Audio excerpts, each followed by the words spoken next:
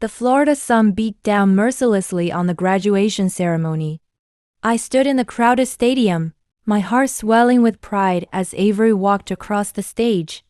She moved with confidence, holding her diploma high, and the applause felt deafening. For a brief moment, I allowed myself to believe that everything was perfect. That our family, despite its flaws, had reached a pinnacle of happiness. Then Ethan appeared beside me. His presence was cold, distant. The warmth I had once felt at his touch had vanished.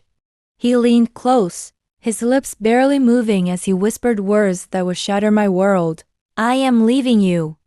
I want a divorce." My chest froze. The words hung in the air like ice. I felt the ground beneath me tilt. All the celebrations, all the pride in Avery's eyes, suddenly seemed meaningless. I could not speak. I could not breathe. Avery, noticing the tension, glanced at us, her bright smile faltering. I saw confusion and hurt cloud her expression, and in that instant, everything changed. I am Olivia Bennett. I am a 42-year-old mother. I am the woman who raised my daughter Avery Bennett. I built a life believing in the man who now betrayed us. Avery Bennett, my daughter, is 22. She is intelligent, kind, ambitious, and full of dreams. She is the reason I endure, the reason I fight. And Ethan Bennett, my husband, was once charming and confident. Now he is cruel and selfish, capable of destroying a family in a single moment. I watched Avery's face as her father's words sank in. Her eyes filled with tears. She tried to hold back a sob, but I could see the heartbreak etched on her young face. I wanted to reach out to shield her from the pain, but I knew there was no escaping it. Not today. Not when her father had chosen this moment, the day she had worked so hard. For to betray us, Ethan's expression did not waver. There was a subtle satisfaction in his smirk, as if he believed he had won some secret game. I hated him in that instant, not just for what he had done to me, but for the way he had chosen to hurt Avery as well. How could he be so callous? How could he destroy the one day that should have been hers? I squeezed Avery's hand tightly, forcing a smile I did not feel. "It is okay, sweetheart. This is your day," I whispered, though my voice trembled. She leaned into me, tears streaming down her cheeks, and I held her close, pretending that nothing could break us. But inside my heart burned with anger and disbelief. I realized then that I had two choices. I could crumble under Ethan's betrayal, or I could rise. I could protect Avery. I could fight back. And I would. The ceremony continued, the crowd cheering, the music playing. Yet none of it touched the shadow that had fallen over our small family. Avery's diploma felt heavier than ever in my hand, as if it carried not just her achievements, but the weight of the life we would now have to rebuild without him. As we walked away from the stadium, I kept my hand on Avery's shoulder, guiding her through the crowd, shielding her from the truth I could not yet explain. I vowed silently that this would be the day our story changed forever. This would be the day I began to plan, to gather strength, to take control of a life that Ethan had tried to ruin. He thought he had broken us. He had no idea what was coming. The Florida heat pressed down on us as we left the stadium, Avery clinging to my side, trembling like a small bird. I felt her fear and confusion, and my chest tightened with helplessness. I wanted to tell her everything would be okay, but the truth was I did not know if it would be. Not while Ethan still existed in our lives, walking around as if nothing had happened. Avery finally spoke, her voice barely a whisper. "Mom, why is he saying this? Why now?" I swallowed hard, keeping my own tears at bay.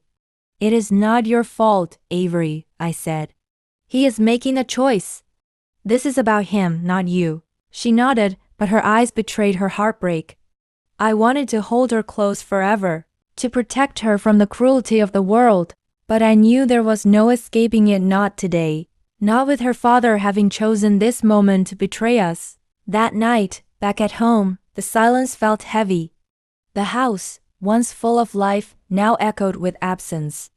Ethan's presence lingered like a shadow, subtle but suffocating. I walked through rooms he had abandoned, noticing details I had never appreciated before: his neatly folded suits, the faint scent of his cologne, the watch missing from the shelf. I sat at the kitchen table, Avery curled beside me on the couch, her diploma lying forgotten in her lap. I squeezed her hand gently, forcing a smile I did not feel. I silently promised that we would survive this, that we would not let him destroy the life we had built. The following weeks were exhausting. Bills arrived in stacks, some in his name, some in ours. I took a series of part-time jobs answering phones at a marketing firm, working evenings at a boutique, juggling schedules and responsibilities, all while keeping a brave face for Avery. Every exhausted night and every paycheck became a small victory, proof that we could endure.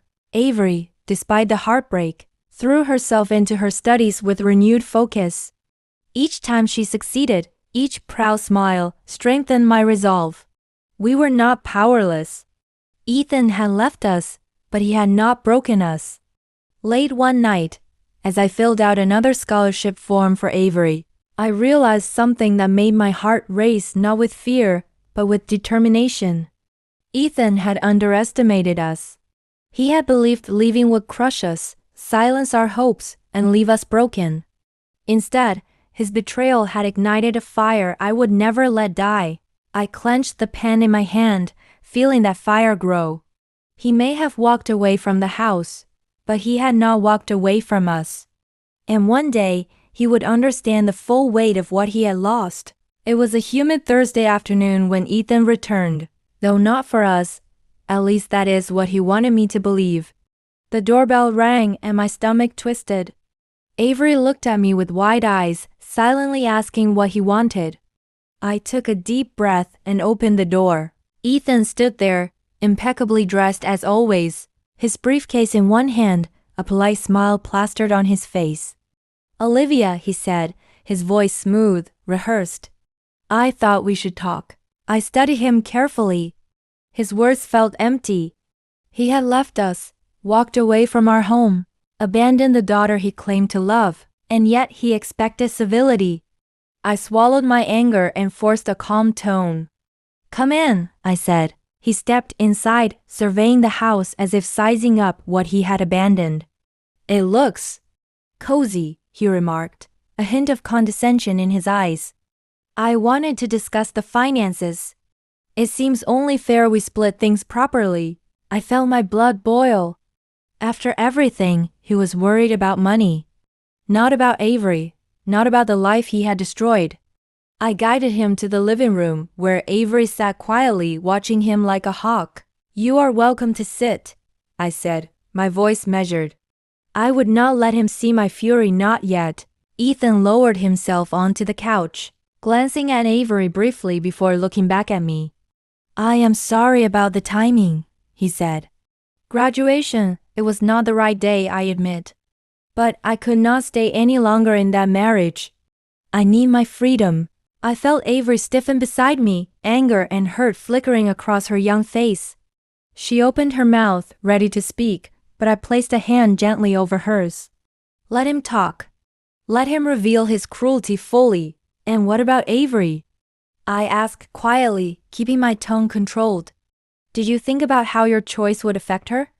Ethan leaned back, a faint shrug. "She is resilient. She will manage. I cannot let my own life be constrained by responsibility forever." I felt my heart shatter a little, but underneath the heartbreak, a sharp edge of determination formed. He thought he could abandon us and walk away untouched. He had no idea what I was capable of. For the next hour, he went through his calculated planned demands for financial separation, the listing of assets he believed belonged to him, and subtle reminders of how disposable he considered our life together. Every word was a dagger, every glance a mockery. When he finally left, the door clicked behind him, leaving silence heavier than ever. Avery slumped onto the couch, tears spilling freely now. "Mom, why did he do this? Why did he leave us like this?" I sat beside her, holding her tightly. He made a choice, Avery, I said, my voice low but firm. And we will make ours. We are not powerless. We will build our lives stronger than before. That night, I stayed awake, thinking through every detail of the encounter. Ethan had shown his true colors. He believed his charm and wealth would protect him, that leaving us broken would not come back to haunt him. But I saw the cracks in his arrogance. I felt the fire in myself growing. I realized then that revenge was not just a fantasy. It was a path. I would work. I would struggle. I would educate Avery, and we would rise beyond his reach. And one day, he would feel the weight of every choice he had made, every cruel word, every moment he thought he was untouchable. The house was quiet again. Avery slept, exhausted from heartbreak, and I sat at the kitchen table planning. I would not let him win. Not this time. The morning after Ethan left, the house felt impossibly quiet. The echo of his voice, the smug confidence he had carried like armor, was gone, but the damage lingered. Avery sat at the kitchen table, her diploma spread in front of her, staring at it as though it held the answers to questions she was too young to ask. I poured 2 cups of coffee, one for her, one for me, though I barely drank it. My mind was already racing ahead, thinking about bills, responsibilities, and the life we now had to rebuild. I had no illusions. Without Ethan, every decision, every payment, every worry would fall on my shoulders. But beneath the exhaustion, a stubborn determination took root. I would not allow him to ruin us. Not Avery, not me. That week, I began my first of many part-time jobs. I answered phones at a small marketing firm in downtown Sarasota, spending hours listening to complaints, scheduling appointments, and taking notes. In the evenings, I worked at a boutique, folding clothes, helping customers, and standing on my feet until my legs ached. Avery watched me silently at first, her young mind struggling to understand why our life had changed so suddenly. "You are doing too much, Mom," she said one evening as we prepared dinner together. Her voice was firm yet tender. "You cannot carry everything on your own." I smiled, though it was tired. "I can, Avery, and I will. We are in this together." She nodded, eyes wide with trust and admiration. I realized that her resilience matched my own. Even as we struggled, she threw herself into her studies with more focus than ever. Scholarships, applications, assignments, she approached each task with precision, as though she could compensate for the chaos Ethan had left behind. At night, after Avery fell asleep, I sat at the kitchen table with bills scattered around me. I worked on ideas, budgets, plans. Every small victory felt like a rebellion against the life Ethan thought he could take from us. Each paycheck I earned was not just survival. It was a tiny declaration that we would not break. Yet, despite the exhaustion, the pain was always present. I would find a quiet corner and remember his smirk, his indifference, the cruel way he had chosen to leave. That anger burned in me, fueling late nights, early mornings, and the countless sacrifices I made for Avery. The fire was steady, deliberate, a force that would not be ignored. I began to notice small changes in myself. I was stronger than I had imagined. I could juggle more than I believed possible. I learned to plan meticulously, to anticipate obstacles, and to push through exhaustion without complaint. It was not just about survival anymore. It was about rising.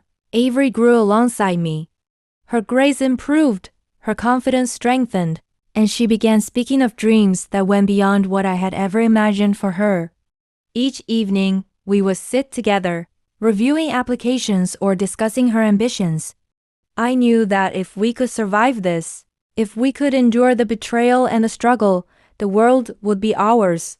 And deep in my heart, a quiet thought took hold. One day, Ethan would realize the full cost of his decisions.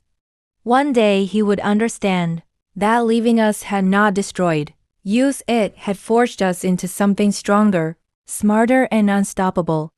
And when that day came, we would be ready. The weeks turned into months. And our small apartment in Sarasota began to feel like home, even without Ethan. Every corner held reminders of struggle, but also of our endurance. I woke early each morning, preparing Avery for her classes, making sure she had everything she needed, and then rushing to my first job. Evenings were spent at the boutique, folding clothes and helping customers, my feet aching, my hands raw from the constant work. Yet I did not complain. Not to Avery, not to anyone. It was not easy. Bills piled up, deadlines loomed, and some days I wondered if I could carry the weight of it all. There were moments when exhaustion threatened to drown me, when Avery's worried eyes reflected my own fatigue. Yet every time I saw her smile, every time she proudly shared a good grade or a scholarship notice, the fire inside me burned brighter. One afternoon, while I was handling calls at the marketing firm, I overheard two coworkers gossiping about a wealthy client who had walked out on his family. The details were murky, but their tone struck a chord. They spoke with admiration for the client's freedom, but with no awareness of the damage left behind. I clenched my fists quietly. I knew then that Ethan had no idea the storm he had unleashed. At home, Avery became my partner in subtle ways. She organized our schedules, reminded me of deadlines, and encouraged me when I doubted myself. Her resilience amazed me. She had seen her father's betrayal, felt the sharp sting of abandonment, and yet she did not crumble. I realized then that our strength was not just mine, it was ours. Together, we could face anything, yet the world continued to challenge us. One evening, I discovered that a small investment I had made to save for emergencies had been mishandled by the bank. A phone call to straighten things out only revealed bureaucracy and apathy. I felt a spark of anger, a familiar reminder that obstacles would always exist. But unlike before, this time I did not feel helpless. I learned to fight quietly, to take control of what I could, and to ignore what I could not. Avery noticed my resolve. "Mom, we will make it through," she said one night, holding my hand. Her eyes were serious, almost adult in their intensity. "We do not need him. We have each other." I nodded, a sense of pride swelling in my chest. She was right. We did not need Ethan. His absence, painful as it was, had forced us to become stronger, sharper, and more determined. Every hardship became a lesson, every setback a stepping stone. And somewhere in the back of my mind, the thought of revenge grew clearer, not as a fantasy, but as a plan, waiting for the right moment to unfold. I began taking small steps, quietly researching ways to improve our financial situation. I attended evening courses online, learning skills that could help us earn more. Avery and I spent hours together discussing her future, plotting courses, and exploring scholarships. Each night, I felt the tension in my chest loosen slightly. We were no longer merely surviving. We were preparing, and somewhere deep inside, a promise whispered itself over and over. Ethan would see the consequences of his choices. He would realize that abandoning us had not destroyed our lives. It had forged a strength he could never anticipate. The fire of betrayal had become a fire of determination. And when the time came, he would regret every word, every action, every moment he had believed he could walk away unscathed. Months of hard work began to show results. My mornings were still early, my nights still long, but the exhaustion was tempered by small victories. Avery earned her first scholarship, easing the weight of tuition fees, and I began seeing extra money accumulate from my part-time jobs. It was not wealth yet, but it was progress, and it gave me hope. One afternoon, I sat at the kitchen table, reviewing our budget and plans for the coming months. Avery hovered nearby, her pencil tapping softly against her notebook. "Mom," she said, her voice serious, "we can do more." "I know it. We just need to plan smartly." I smiled, a surge of pride warming me. She had inherited more than just my determination. She had her own vision, her own drive. "You're right, Avery, we can. And we will." It was not easy. I faced constant obstacles, mistakes in paperwork, delayed payments, unexpected expenses. Each one tested my patience and my strength. But every time I solved the problem, I felt the fire inside me grow stronger. I knew then that this was only the beginning. The life Ethan had tried to steal from us was slowly being rebuilt, stronger and more resilient than before. Avery and I began discussing business ideas in quiet moments after school and work. She had a mind for strategy that surprised me, and together we brainstormed ways to secure our future. We researched opportunities, compared costs, and dreamed ambitiously. It felt like planting seeds, each one promising a future where Ethan could not touch us. Then came a small but satisfying breakthrough. I landed a higher-paying administrative position at the marketing firm, thanks to late nights of extra work and a keen eye for details. The boss noticed my dedication, and I felt a rare moment of satisfaction that had nothing to do with Ethan. Each extra dollar earned, each opportunity grasped, was a small act of defiance. Evenings became our planning time. Avery and I would sit together at the kitchen table, discussing not just finances, but the life we wanted: independence, security, and someday, justice. We plotted quietly, almost like a secret mission. Ethan had abandoned us thinking we would crumble, but with each step forward, he unknowingly fueled the fire that would one day consume him. There were moments of doubt. Exhaustion hit hard. Some nights, I would collapse into bed, my mind racing, wondering if we were moving fast enough, strong enough. But then I would see Avery's determined expression, her unwavering hope, and the doubt would fade. We were unstoppable together, and every now and then I thought about Ethan. I pictured the life he had chosen, comfortable and careless, oblivious to what he had left behind. The thought made my pulse quicken, not with fear, but with anticipation. One day, he would feel the consequences of his choices. One day, the pain and regret would belong to him. For now, we kept moving forward, step by step, plan by plan. And each step brought us closer to a life where we would be strong, successful, and untouchable. A life where Ethan's betrayal would be nothing but a memory, a spark that had ignited our rise. It was early spring when our lives began to change in a way I had long dreamed of. The marketing firm offered me a promotion to manage a small team of assistants. It was more responsibility, more hours, but also a higher salary and a first taste of influence I had felt since Ethan's betrayal. I accepted without hesitation. Every step I had taken, every job, every sacrifice had led to this moment. Avery, meanwhile, had been accepted into a prestigious summer program, fully funded. Her joy was contagious. I watched her excitement bubble over as she called to tell me the news, and I felt a deep sense of pride and relief. Every hurdle we had faced, every sleepless night, every dollar earned had been worth it. We were finally rising, yet, with this growth came subtle reminders of the past. Ethan appeared in small ways I had not anticipated: emails from old contacts, accidental mentions from mutual acquaintances. Each sighting, each word, sent a shiver through me. He had no idea what we were becoming. One afternoon while I was reviewing a marketing proposal, Avery came into my office, her eyes bright and determined. "Mom, I have an idea. We can start our own venture.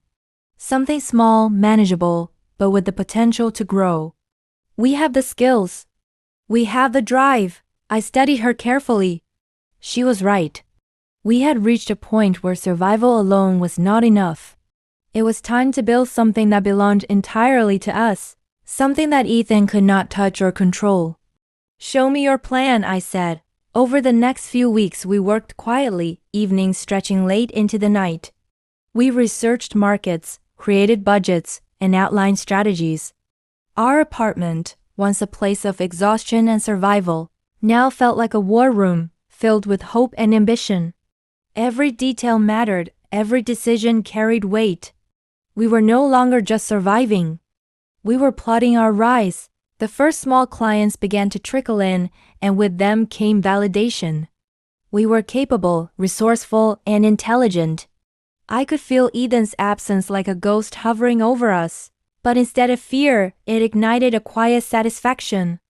Every success was a step further from his shadow, a step toward a life where he would realize he had lost everything that truly mattered. One evening, after a particularly successful week, Avery and I sat on the balcony overlooking the city lights. The breeze carried the scent of the ocean, calm and serene, but my mind was restless. "Mom," she said softly, "we are stronger than he thought. We are unstoppable." I smiled, my heart swelling with a mixture of pride and anticipation. "Yes, Avery, and one day he will see it too. One day he will understand the cost of what he did." That night, I went to bed with a quiet determination that had never felt sharper. The foundation of our revenge was being laid not with anger alone, but with strength, success, and careful planning. Ethan had underestimated us, and he would pay. The thought sent a thrill through me, a promise that the fire of betrayal had been transformed into the fire of triumph. The small venture that Avery and I had started quietly at our kitchen table began to grow in ways I had only dared to imagine. Our first clients had become regulars, recommending us to others. Emails and calls multiplied, each one a small victory, proof that we were capable of building something that belonged solely to us. The apartment buzzed with energy now, a stark contrast to the emptiness Ethan had left behind. Yet success brought new challenges. Vendors delayed shipments, clients changed their minds, and the relentless grind of running a business threatened to crush me on days when exhaustion refused to lift. Avery, ever the observant partner, would sit beside me and say quietly, "Mom, we can handle this." "We always do," and somehow, those words carried the weight of iron, steadying me in the storm. It was during one particularly tense week that I saw him Ethan by accident. A former colleague mentioned casually that he had been spotted at a networking event downtown, talking about investments and new ventures. I could not see his face, but the name alone was enough to make my blood boil. He had no idea what we were building, no inkling that the life he abandoned was flourishing without him. Avery noticed my sudden tension. "Mom, you are thinking about him again," she said softly. I nodded. "Yes, but not for the same reason as before. This time it is not fear. It is preparation. We are stronger than he imagined, Avery, and one day he will realize it." The next few months were a whirlwind of activity. I continued to take on more responsibilities at the marketing firm, and our small venture began to earn significant profits. Avery excelled in her summer program, returning with confidence and ideas that shaped our business strategy. Together, we refined our approach, creating something that was more than just survival. It was power, security, and independence. Every new success deepened the wound I imagined Ethan would feel when he finally realized what he had lost. He had left thinking we were fragile, thinking we could not endure. And yet, every morning we rose, every obstacle we overcame was a testament to our strength. The fire of betrayal had forged us into a force he could not ignore. One evening, as I sat in the quiet of our apartment, reviewing financial reports, Avery leaned against the doorframe, her eyes shining. "Mom," she said, "do you think he notices? Do you think he knows what we are doing?" I smiled, a slow, deliberate smile. "I do not know. But when he does, he will understand the consequences of his choices. And that day will be ours." The suspense of waiting was almost tangible. Every phone call, every meeting, every small victory felt like a step closer to the reckoning. We were patient, meticulous, and determined. Ethan had left us, but he had not broken us. And one day, he would regret ever thinking he could. The city lights sparkled below our balcony, and I watched them quietly, feeling a sense of satisfaction that had nothing to do with revenge yet, everything to do with survival. Avery and I had come far.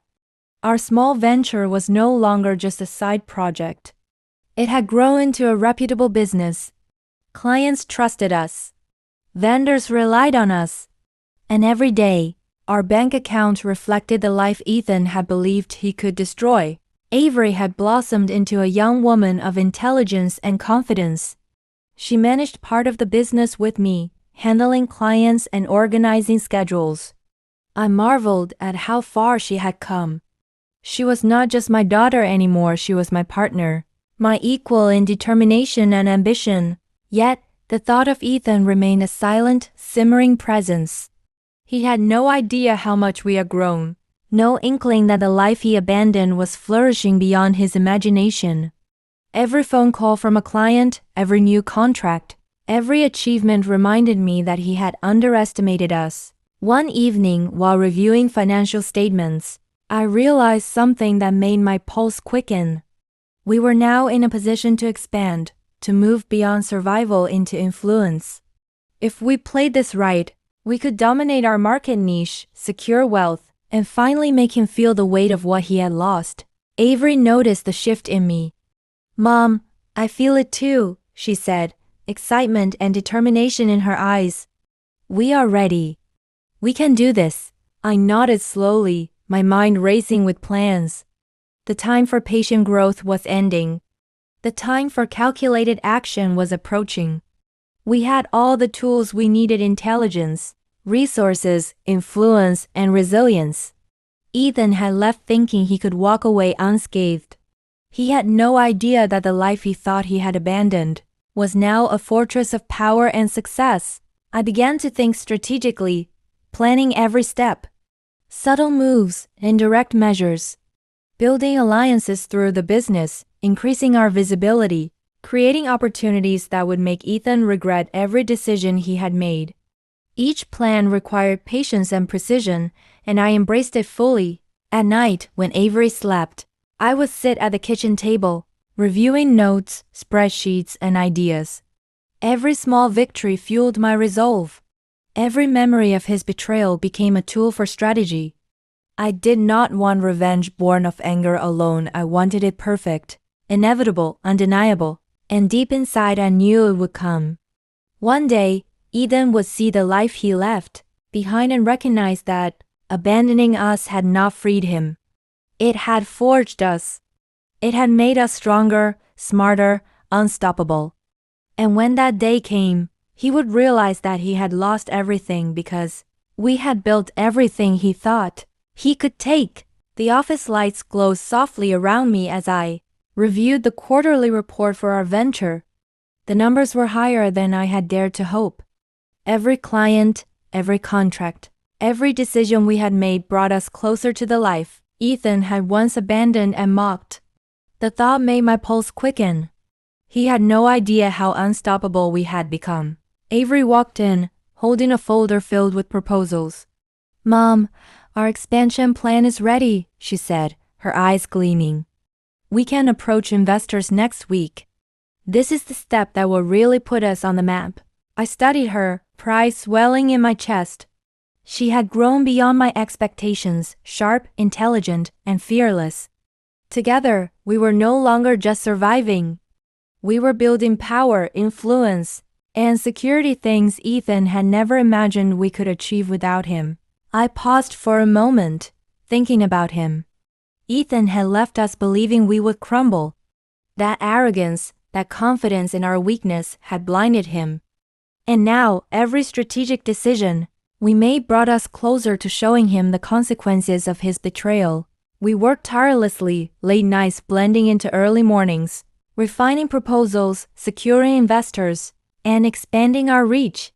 Each success was a quiet triumph, a step closer to the reckoning that was inevitable. We were patient, meticulous, and unstoppable. Then came the first indirect sign of impact. A mutual acquaintance mentioned Ethan's curiosity about a new venture gaining attention in Sarasota. He had heard whispers of a business run by a determined woman and her daughter. He did not know it was us. The knowledge sent a thrill through me. He was noticing, slowly, that the world we built without him was thriving. That night, I spoke softly to Avery as we sat on the balcony. "He will see it soon," I said. "Every choice he made, every time he left us behind, it will all come back to him." And when it does, he will understand the cost. Avery smiled, a mixture of pride and anticipation in her eyes. I cannot wait for that day, Mom, not out of anger, but so he finally realizes we were never weak. I nodded, feeling the fire of determination blaze inside me. The time for subtle moves was ending. The foundation was built, the power secured, and the moment for confrontation calculated and inevitable was approaching. Ethan's arrogance had underestimated us, and that would be his greatest mistake. As we sat together, overlooking the city, I felt a strange calm wash over me. Revenge was no longer a dream or a fantasy. It was a plan, precise and unstoppable. Every late night, every sacrifice, every moment of doubt had led to this. And when the time came, Ethan would understand the full weight of what he had lost, and we would finally be free of the shadow he once cast over our lives. It happened sooner than I had expected. Ethan appeared at a networking event downtown, the kind of event he had always attended with confidence, thinking the world belonged to him. He did not recognize me at first. I had changed, stronger, confident, commanding. Every step I had taken over the past months, every sacrifice, every late night, every triumph had transformed me. Avery and I had arranged everything carefully. Invitations were made, connections secured, and the evening unfolded exactly as planned. Ethan had no idea that the ambitious woman he had abandoned, the one he had believed would crumble, was now a force in her own right. I saw him from across the room, talking casually with old colleagues. He smiled, unaware. Then Avery tapped my shoulder and whispered, "Mom, it is time." I approached slowly, every step deliberate. Ethan looked up, and recognition struck him like a shock. His smile faltered. The arrogance, the indifference, it was gone, replaced with confusion and something else. Fear. "Olivia?" he said, voice uncertain, almost desperate. I did not expect. You did not expect anything, Ethan, I said quietly, letting the weight of the months behind me settle in my tone. You left us. You walked away. And now you see what your absence has created. He opened his mouth, but words failed him. I watched as the realization hit him. We were thriving. Our venture had become known, respected, profitable. Avery, standing beside me, radiated strength and intelligence. She had grown beyond the limits Ethan had imagined for her, and it was impossible for him to ignore. You underestimated us, I continued, calm but resolute. You thought leaving would destroy us, but it only made us stronger. And now you see it all for yourself. Ethan's face shifted from confusion to regret. I could see the realization that the comfortable life he had pursued had cost him everything that truly mattered. We were not fragile. We were unstoppable. And he had no one to blame but himself. Avery stepped forward, voice steady and mature. We built everything without you, Dad. Every success, every achievement, every plan, it was ours to make. You walked away thinking you were free. You were wrong. Tears welled in Ethan's eyes, the first genuine emotion I had seen from him in years. Please, I can change. I can. It is too late, I said firmly, letting the truth sink in. We do not need forgiveness. We do not need you. You abandoned us. And now you understand what you lost. He turned away, unable to face the strength and unity we had built. The room felt charged with the power of our triumph, the quiet justice of years of effort and determination. For the first time, Ethan realized that betrayal had consequences, and that the family he thought he could walk away from had become a fortress beyond his reach. That night, as we returned home, Avery and I shared a quiet smile. We had not only survived, we had conquered. And the shadow that Ethan had once cast over our lives had been replaced with light, strength, and freedom.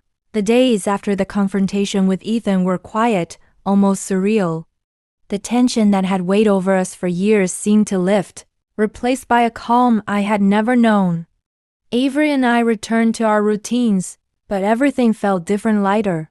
freer, and infinitely stronger. We had not only rebuilt our lives, but we had done it on our own terms. Avery excelled in school and the business simultaneously. Her confidence radiated in every interaction, her intelligence shaping decisions that propelled our venture even further. Watching her grow into a remarkable young woman, I felt a deep sense of pride, a quiet triumph that went far beyond money or success. She was living proof that resilience, determination, and love could overcome betrayal. I often reflected on Ethan, imagining the regret that must linger in him. He had begged for forgiveness, but I did not feel anger anymore. Anger was a tool I had used to fuel action. Now I felt only clarity. The life we built without him was the ultimate justice. He had lost the chance to witness our journey, and that knowledge alone carried the satisfaction of triumph. One evening, Avery and I sat on our balcony overlooking the city, the sky painted in hues of orange and pink. "Mom," she said softly, "we did it. We are free, and we are unstoppable." I took her hand, squeezing it gently. "Yes, Avery, we are. And the world cannot take this from us. Every choice we made, every struggle we faced, brought us here. We are stronger because of it." There were moments when I still remembered the pain, the betrayal, and the nights I cried alone, wondering if we could survive without him. But those memories were no longer chains, they were reminders of the fire that had forged us. That fire had become strength, wisdom, and triumph. I realized then that revenge had never been about making Ethan suffer in a way that hurt us. It had been about reclaiming our lives, proving that we could rise higher than anyone ever expected. And in that, we found freedom.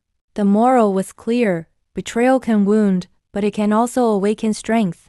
Abandonment can feel like the end, but with determination and love, it can become the beginning of something far greater.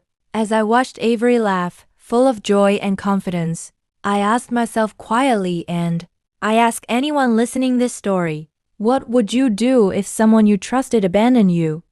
Would you crumble or would you rise? I already knew the answer for us. We had risen.